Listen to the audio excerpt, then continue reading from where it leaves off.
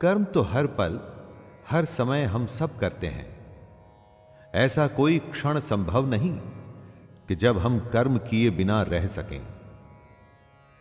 कुछ कर्म झूठ और फरेब से भरे होते हैं और कुछ कर्तव्य के लिए किए जाते हैं। तो फिर ऐसे कौन से कर्म हैं जो हमें हमारे लक्ष्य तक ले जाएंगे? उसी के एनालिसिस श्री कृष्ण हमारे लिए करेंगे और हम उसे आम जन जन की भाषा में, यानी कि आपकी ही बोली में आपके लिए लाए हैं। अर्जुन पूछते हैं, हे जनार्दन, यदि आपको कर्म के मुकाबले ज्ञान बेहतर लगता है तो फिर हे केशव, मुझे भयंकर कर्म में क्यों लगाते हैं?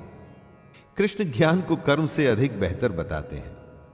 तो उस हालत में यह सवाल उचित बनता है कि वह अर्जुन को कर्म करने के लिए, मतलब युद्ध करने के लिए क्यों कह रहे हैं? क्योंकि अगर ज्ञान की ही बात है तो वो तो अर्जुन कृष्ण से ले ही रहे हैं। तो अपनों को मारने के ऐसे भयंकर युद्ध में कृष्ण उन्हें क्यों लगा रहे हैं? दोस्तों, कितनी ही बार हमारे मन में ऐसे प्रश्न आते हैं कि कर्म आखिर क्यों करना? कृष्ण की बात सुन के अर्जुन की बुद्धि मोहित हो रही थी। समझने के बजाय वो और ज्यादा उलझ रहा था। इसलिए अर्जुन कृष्ण से कहता है, एक बात बताइए प्रभु, जिससे मेरी उलझन दूर हो सके। अर्जुन कहना चाहते हैं कि भगवान कंफ्यूज मत करिए, मेरी दुविधा को दूर करके कोई एक बात बताइए जिस पे मैं चल सकूं। कृष्ण ने जो बातें बताई वो गूढ़ हैं, कॉम्प्लिकेटेड हैं, गहरी हैं। ऊपर से देख के ऐसा लगता है कि ये तो बस ज्ञान की बातें हैं, इन पर चलें तो चलें कैसे? यही दुविधा अर्जुन की भी है और कृष्ण उत्तर दे रहे हैं। श्री भगवान अर्जुन से कहते हैं कि इस दुनिया में दो प्रकार की निष्ठा, दो प्रकार के विश्वास हैं। एक तो है सांख्य योग, जिसका रिश्ता ज्ञान से है, और दूसरा है कर्म योग, जिसका कि लेना देना सिर्फ कर्म से है। निष्ठा का अर्थ है कुछ भी करने की सबसे परिपक्व अवस्था, पराकाष्ठा। अपनी इंद्रियों को वश में कर परमात्मा में ध्यान लगाना ज्ञान योग से होता है और इसको कहते हैं संन्यास या सांख्य योग। और दूसरा होता है कर्म योग, मतलब निष्काम कर्म करके फल में आसक्ति न रखना।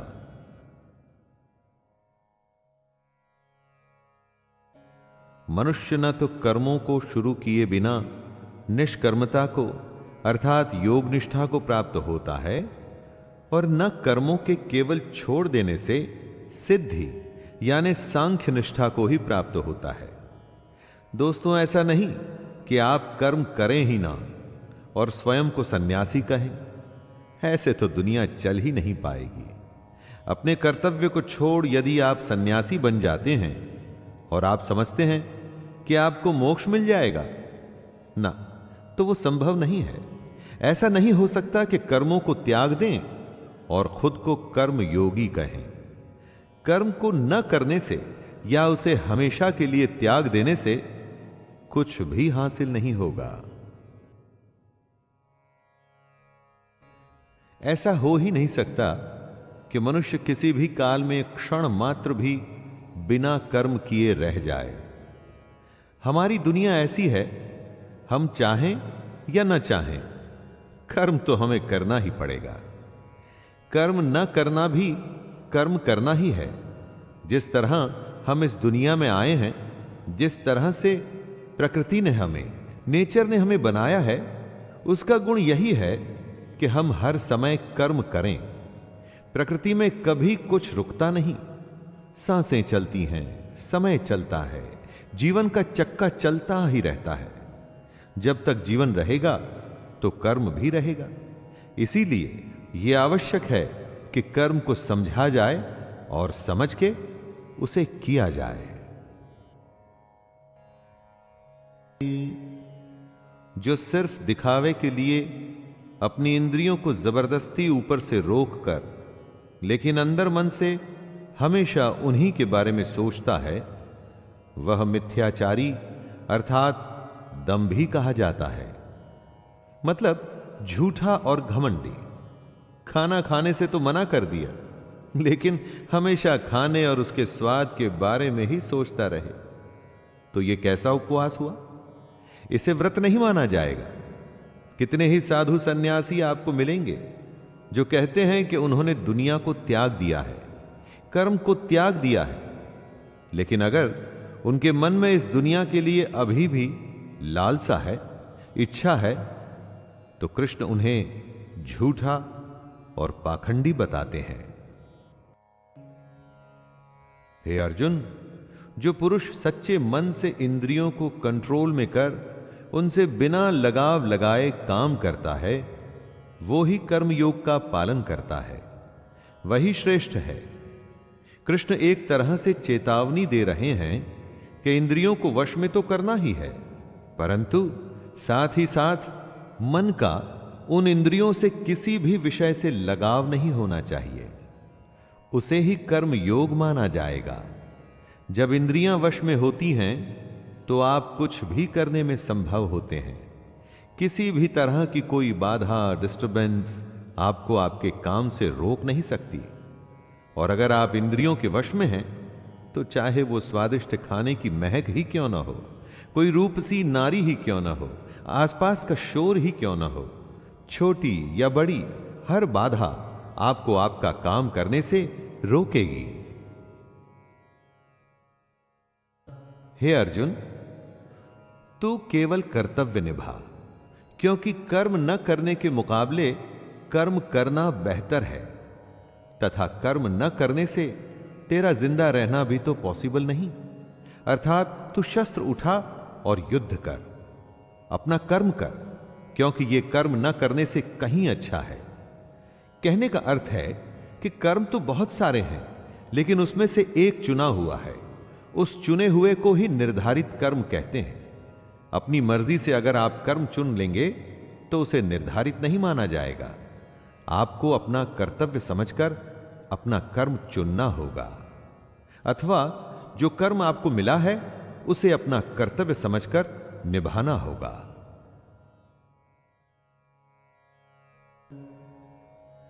इस श्लोक में कृष्ण पूरे समाज की भलाई वाले कर्म को समझा रहे हैं। यज्ञ वो होता है जिसमें सब शामिल होते हैं। कृष्ण कहते हैं, यज्ञ के लिए किए जाने वाले कर्मों से ही ये मनुष्य समुदाय कर्मों से बंधता है। इसलिए हे अर्जुन, तू इच्छाओं को छोड़कर उस यज्ञ के लिए ही भली भांति कर्तव्य कर्म कर। यज्ञ अर्थात समाज और प्रजा की भलाई के लिए किया गया निस्वार्थ काम। हमको भी अपने कर्तव्यों को यज्ञ समझ ऐसे कामों में अपना योगदान देना चाहिए जिससे समाज का भला हो। अगर हम सब अपने काम को यज्ञ समझ उसे सम्मान पूर्वक करें तो सबका भला होगा। इसे ही आप निर्धारित कर्म भी मानिए। प्रजापति ब्रह्मा ने इस दुनिया की शुरुआत में यज्ञ को रचकर अपनी जनता से कहा कि तुम लोग इस यज्ञ द्वारा वृद्धि को प्राप्त हो, और यह यज्ञ तुम लोगों को इच्छित भोग प्रदान करेगा। घरों में जो यज्ञ किए जाते हैं उन्हें एक धार्मिक कर्मकांड न समझकर उसकी इंपॉर्टेंस समझनी चाहिए। यज्ञ हमारे संस्कारों का एक संगठित रूप है। संस्कार मतलब काम करने का सबसे उत्तम तरीका। यज्ञ से हम हर विधि को, संस्कार को एकदम उचित तरीके से पूरा कर अपने कर्म को शुरू करते हैं। यज्ञ एक तरीके से हमें रास्ता दिखाता है।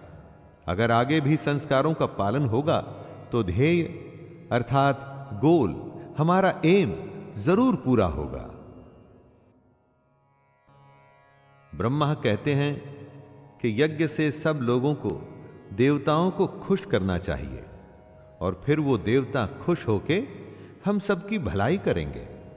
इस प्रकार निस्वार्थ भाव से एक दूसरे को उन्नत करते हुए तुम लोग परम कल्याण को प्राप्त हो जाओगे।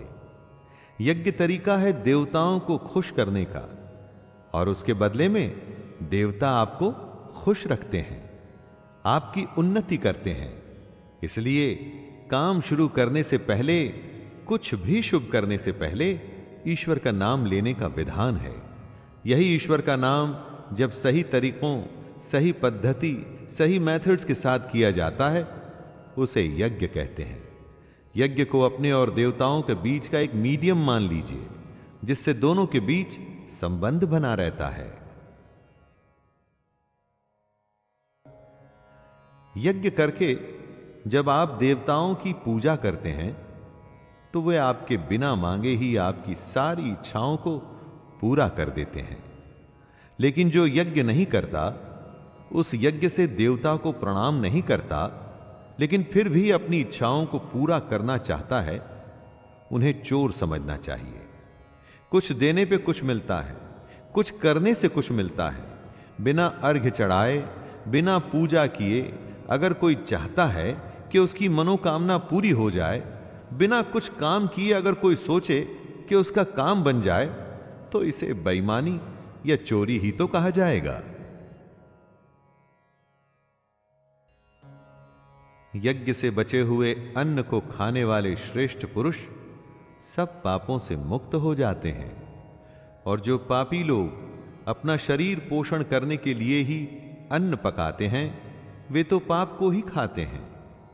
हम क्या सिर्फ खा के जिंदा रहने और फिर मर जाने के लिए पैदा होते हैं? ऐसे जीवन का क्या मतलब हुआ?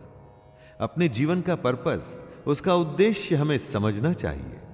इस ब्रह्मांड में हम क्यों हैं, क्यों हमें ईश्वर या मोक्ष को प्राप्त करना है, इन सब को समझने के लिए ही यज्ञ जैसे अनुष्ठान किए जाते हैं। जो लोग यज्ञ या ईश्वर को याद किए बिना सिर्फ अपने जिंदा रहने में ही लगे रहते हैं, उन्हें चोर समझना चाहिए। अगर अन्न खत्म हो जाए तो सब खत्म हो जाएंगे। संपूर्ण प्राणी जगत, हर कोई अन्न से उत्पन्न होते हैं। अन्न की उत्पत्ति वृष्टि से होती है, यानी कि बारिश, और बारिश यज्ञ से होती है, और यज्ञ कर्मों से होते हैं, और कर्म की उत्पत्ति वेद से। हमारी संस्कृति का सारा ज्ञान वेद से ही तो आया है। कर्म क्या है, उसकी परिभाषा भी वेद से आई है, और वेद परमपिता परमात्मा से उत्पन्न हुए हैं। वेद ईश्वर से आया ज्ञान है। वेद से आगे और वेद से बड़ा कुछ भी नहीं। इससे दोस्तों ये सिद्ध होता है कि यज्ञ और ईश्वर में सीधा संबंध है। कृष्ण कह रहे हैं, हे पार्थ, जो पुरुष परंपरा से नहीं चलता, जो सृष्टि चक्र प्रकृति के नियमों का पालन नहीं करता, मतलब जो अपने कर्तव्य का पालन नहीं करता, वह इंद्रियों के द्वारा भोगों में रमण करने वाला पापायु पुरुष व्यर्थ ही जीता है। ऐसा पुरुष, ऐसा इंसान बस इंद्रियों के वश में होकर के जिंदा रहता है, जीता है और मर जाता है। उसके जीवन मृत्यु का चक्कर चलता ही रहता है, चलता ही रहता है। ऐसे इंसान के जीने और मरने का कोई मतलब नहीं। वेदों में, ग्रंथों में जो ज्ञान, जो नियम बनाए हैं, उनका मतलब है, और उस मतलब के अनुसार हमको अपना जीवन जीना चाहिए। कृष्ण कहते हैं, जो मनुष्य आत्मा में ही रमण करने वाला और आत्मा में ही तृप्त तथा आत्मा में ही संतुष्ट हो, उसके लिए कोई कर्तव्य नहीं है। आत्मा का मतलब यहां सबसे बड़ा सच है, और जो सत्य को समझता है, सत्य में ही खुश होकर सत्य में ही रहता है, उसके लिए कोई कर्तव्य नहीं। जिसको ज्ञान प्राप्त हो चुका है, जो जीवन की सच्चाई जान चुका है, सिर्फ वो ही ऐसा है जिसके लिए कर्तव्य का कोई मतलब नहीं। लेकिन ऐसा कोई लाखों करोड़ों में ही एक होता है। बाकी हम सबके लिए कर्तव्य ही सब कुछ है। संजय श्री कृष्ण के ज्ञान को हमें आगे बता रहे हैं कि ऐसे महापुरुष जो आत्मा को, सच को जान चुके हैं, उनके लिए कर्म करने का कोई प्रयोजन रहता ही नहीं। ऐसे महापुरुष कर्म के बंधन से छूट चुके हैं, क्योंकि ये ज्ञानी इस दुनिया और उस ईश्वर को समझ चुके हैं। इनका स्वार्थ से कोई मतलब नहीं रहता। इसलिए ये महापुरुष हमारे जैसे लोगों से एकदम अलग हैं। इन पर वो नियम लागू नहीं होते जो हमारे जैसे दुनियादारी में लगे हुए लोगों पर लागू होते हैं। दोस्तों, इसे कुछ ऐसे समझिए कि जिसे ईश्वर मिल गया हो उसे फिर और क्या चाहिए? वो फिर कोई और कर्म क्यों करे? हे अर्जुन, इसलिए तू लगातार आसक्ति, अपनी इच्छा को छोड़कर हमेशा अपने कर्तव्य कर्म को ठीक तरीके से करता रहे। अपनी इच्छाओं को, अपनी कामनाओं को छोड़कर सिर्फ और सिर्फ कर्तव्य को पूरा करने में लग जा, क्योंकि आसक्ति से, लगाव से छूटकर जो भी अपना कर्म करता है वो मनुष्य परमात्मा को प्राप्त हो जाता है। कर्तव्य का रास्ता आसान नहीं होता। कितनी ही बार हम सबको लगता है कि सब कुछ छोड़कर आराम करें, देर तक सोएं या मेहनत न करें, लेकिन उससे कभी कुछ भी हासिल नहीं होता। ऐसा श्री कृष्ण समझा रहे हैं। बहुत से ऐसे लोग हैं जो कर्म करते हुए ही परम सिद्धि को प्राप्त हुए थे।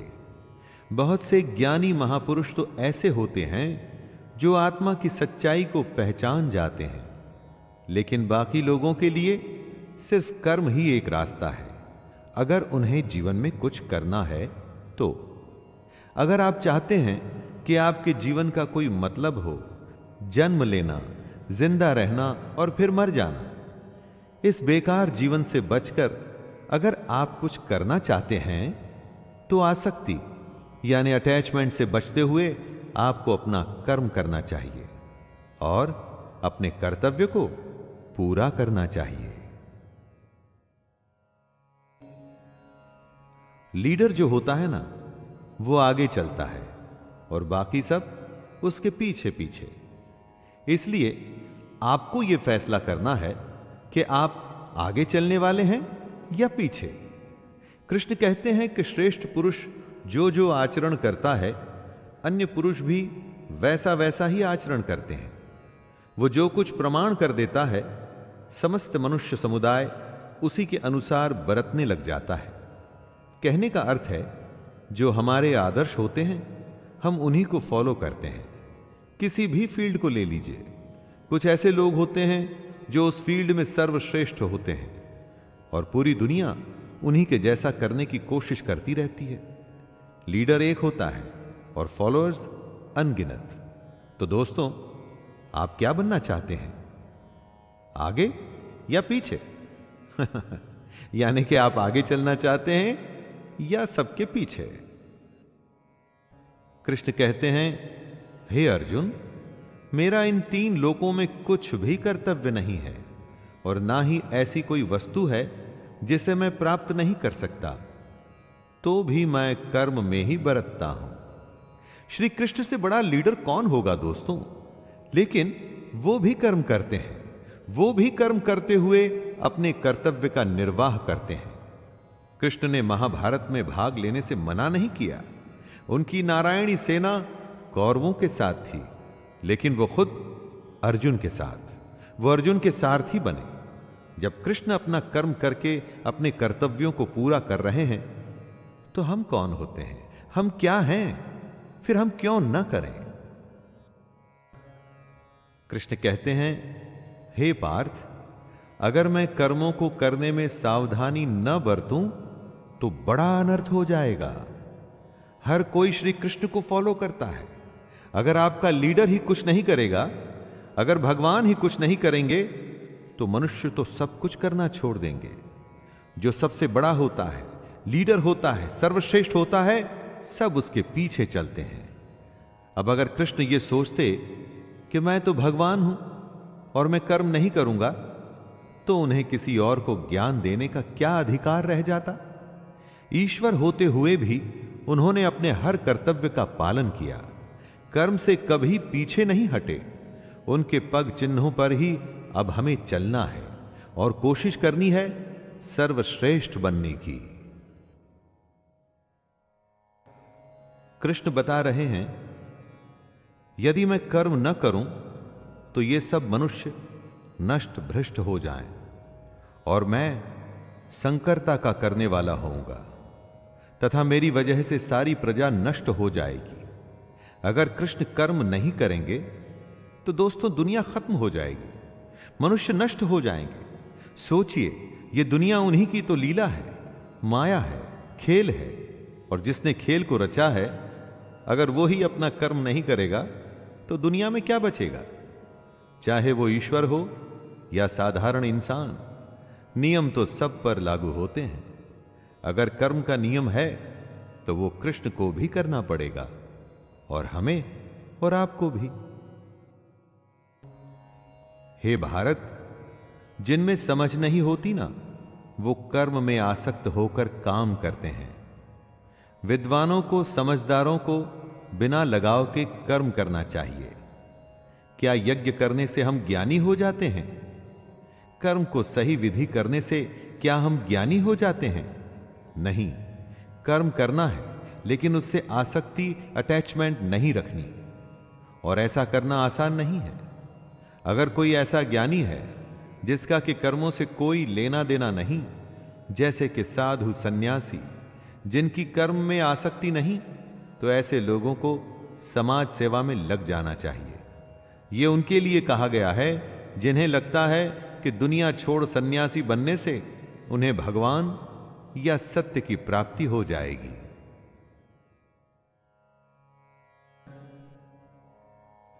जो ज्ञानी हैं, जिन्हें ईश्वर की सच्चाई मालूम हो चुकी है, उनकी यह जिम्मेदारी बन जाती है कि उनके काम करने के तरीके से कहीं किसी और के मन में कर्म के प्रति अश्रद्धा, अपमान सब पैदा न हो जाए। आप किसी ज्ञानी को देख ये सोच सकते हैं कि वो कुछ करते ही नहीं, तो मैं भी ना करूं। इसलिए ये उन ज्ञानियों, महापुरुषों के लिए जरूरी है कि वो ऐसा उदाहरण सामने रखें जिससे हर कोई अपना कर्म, अपना कर्तव्य करने के लिए प्रेरित हो। दोस्तों, साधु को देख अगर सब अपना परिवार छोड़कर दुनिया छोड़ने लगे तो दुनिया चल नहीं पाएगी।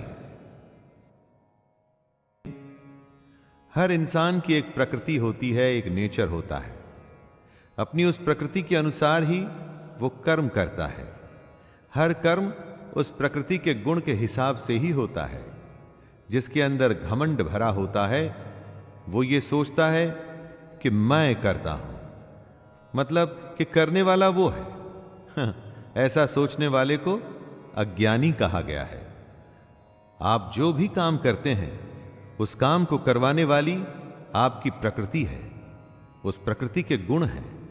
कितनी ही बार ऐसा होता होगा कि गुस्से में आप कुछ ऐसा कर जाते हैं जो आप नहीं करना चाहते थे। वो आपका क्रोध आपसे करवा देता है।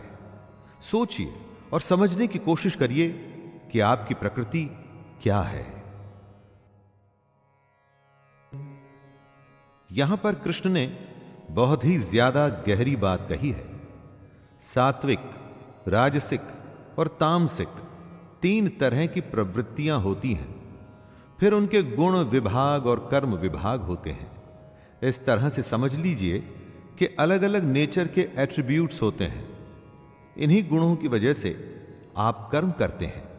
जैसे अगर तामसिक गुण रहेगा तो आप आलस या नींद या इसी तरह के बुरे कर्म करेंगे। राजसी गुण वाला बात बात पर शौर्य, बहादुरी दिखाने की कोशिश करेगा। जो ज्ञानी होते हैं वो जानते हैं कि यही गुण उनसे कर्म करवा रहे हैं, और जो ज्ञानी नहीं होते, हम जैसे ज्यादातर लोग, वो समझते हैं सब कुछ वो ही कर रहे हैं।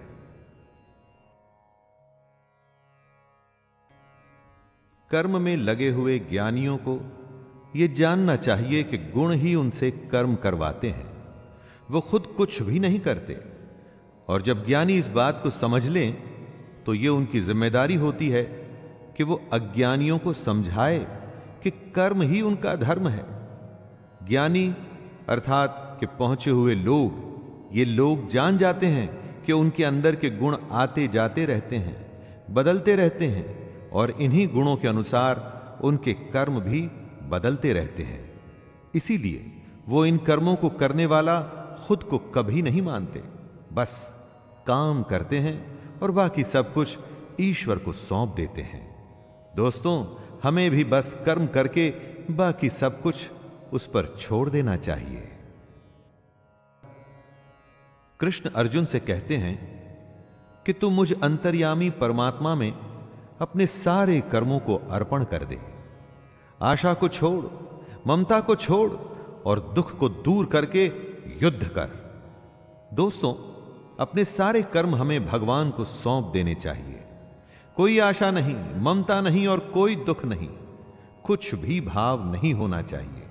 तू जा, बस युद्ध कर। इसी को आप फॉर्मूला मान लीजिए सफलता का। जी हां, सफलता का। कुछ भी करने का, आगे बढ़ने का, आशा, ममता, दुख सब कुछ भूल के बस काम में लग जाइए और उन्नति करते जाइए।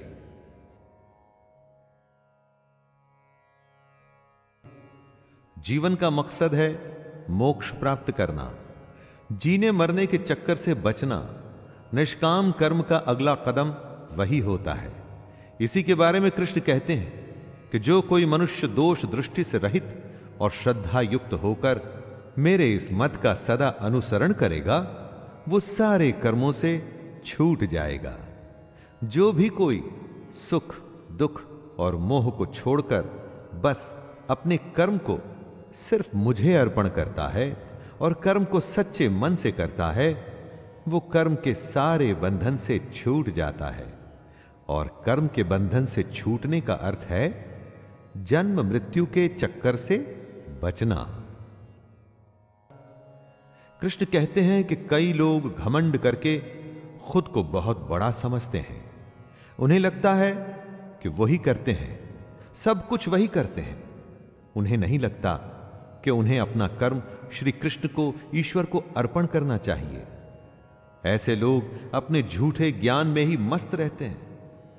कृष्ण उन्हें मूर्ख बताते हुए उनसे दूर रहने की सलाह दे रहे हैं।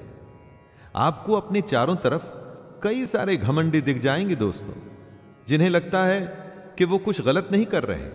अपने धन और अपने ज्ञान के अहंकार में किसी की बात तक सुनने को तैयार नहीं होते। मैं आपसे यह कहूंगा कि ऐसे लोगों को मूर्ख समझकर आप उनसे दूर ही रहें। सभी प्राणी प्रकृति को प्राप्त होते हैं, अर्थात अपने स्वभाव से मजबूर होकर कर्म करते हैं। ज्ञानवान भी अपनी प्रकृति के अनुसार कोशिश करता है, फिर इसमें किसी का हट क्या करेगा। कृष्ण ये समझा रहे हैं कि हर प्राणी का अपना एक स्वभाव होता है, नेचर होता है, एटीट्यूड होता है। सब उसी के चलते काम करते हैं। जो ज्ञानी हैं, सब कुछ जानते हैं, उनसे भी उनका काम उनकी प्रवृत्ति ही करवाती है। इसमें किसी की हट, जिद कुछ भी नहीं कर पाएगी। अगर आप कोशिश करेंगे कि किसी से उसके नेचर के अगेंस्ट काम करवा लें, तो आप अपना सिर्फ टाइम वेस्ट कर रहे हैं। इंद्रियों में ही प्यार और इंद्रियों में ही क्रोध या द्वेष छुपा है। मनुष्य को उन दोनों के वश में नहीं होना चाहिए, क्योंकि वे दोनों ही इसके कल्याण मार्ग में विघ्न करने वाले महान शत्रु हैं। अर्थात इंद्रियों में ही हर तरह का भाव छुपा है, अच्छा भाव भी और बुरा भाव भी। अच्छे और बुरे दोनों ही भावों में हमें नहीं फंसना चाहिए, क्योंकि इसी फंसने से ही हमारे मोह की शुरुआत होती है और फिर इन इंद्रियों के चक्कर में हम फंसते हुए चले जाते हैं और कभी भी निकल नहीं पाते। काम, क्रोध, मद, लोभ और मोह को हमें अपना शत्रु मानना चाहिए। श्रेय कृष्ण कहते हैं, अच्छी प्रकार आचरण में लाए हुए दूसरों के धर्म से गुण रहित भी अपना धर्म अति उत्तम है। अपने धर्म में तो मरना भी कल्याणकारक है, और दूसरे का धर्म भय को देने वाला है। हर किसी को अपना कर्तव्य, अपना कर्म और अपना धर्म ही करना चाहिए। कृष्ण कहते हैं कि अगर अपने धर्म के लिए मरना भी पड़े तो भी अच्छा है, लेकिन कभी किसी दूसरे के धर्म को स्वीकार नहीं करना चाहिए। कोई बेहद कमजोर, जिसे खुद पर विश्वास न हो, दूसरे के धर्म को अपनाता है। जिसमें थोड़ा सा भी आत्मसम्मान होता है ना, वो कभी दूसरे के धर्म को नहीं अपनाता। अर्जुन कहते हैं, हे कृष्ण, तो फिर ये मनुष्य खुद न चाहते हुए भी जबरदस्ती किस बात से प्रेरित होकर पाप का काम करता है? अर्जुन यहां पर बड़ा वैलिड सवाल करते हैं दोस्तों। क्यों मनुष्य कृष्ण के कहे अनुसार नहीं चल पाता? क्यों वो पाप के रास्ते पर चलता है? ऐसा क्या हो जाता है लोगों के साथ कि वो सही रास्ते पे नहीं चल पाते, गलत रास्ते पर क्यों चलने लगते हैं? चाहे वो इस बात को जानते हो या न जानते हो, वो क्या चीज है जो उन्हें विवश करती है? पाप के लिए उनकी बुद्धि, उनके मन, उनके गुण किस बात को दोष दें? श्री भगवान कहते हैं, रजोगुण से उत्पन्न होता है काम, और काम में से निकलता है क्रोध अर्थात गुस्सा। काम या क्रोध कभी रुकता नहीं अर्जुन, बस बढ़ता ही रहता है। इसको अपना सबसे बड़ा शत्रु मानना चाहिए। दोस्तों, श्री कृष्ण बताते हैं कि आखिर पापी पाप किस कारण करता है, किसी के पाप करने की वजह क्या होती है? वजह है रजोगुण। इसी की वजह से काम, क्रोध या राग, द्वेष जैसे भाव पैदा होते हैं, जो कि पाप की वजह होते हैं। इन्हीं द्वेषों को श्री कृष्ण शत्रु बताते हैं।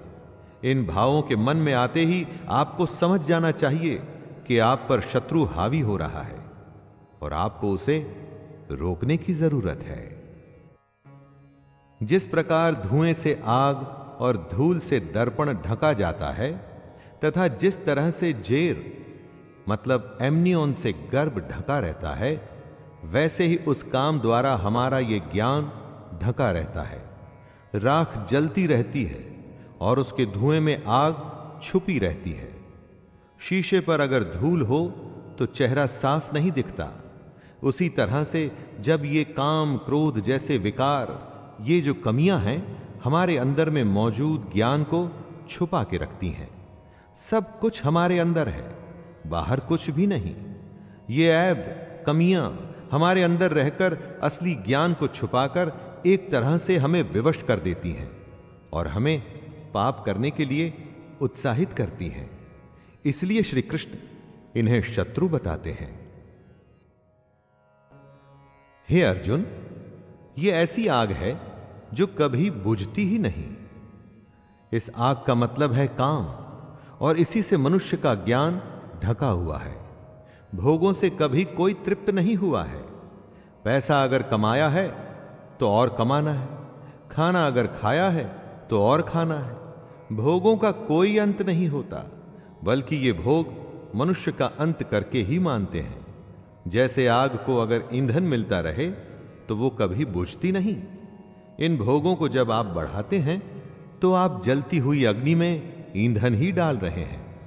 काम, क्रोध, मद, लोभ और मोह को नियंत्रण में रखना ही इस आग को बुझाने का एक तरीका है।